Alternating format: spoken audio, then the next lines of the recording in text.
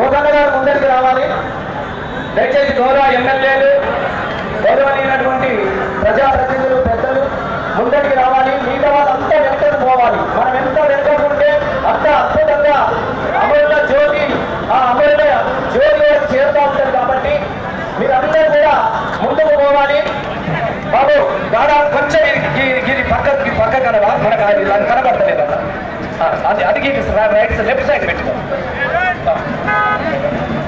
దయచేసి కొంచెం ఇక్కడ ఉన్నటువంటి మన వాళ్ళందరూ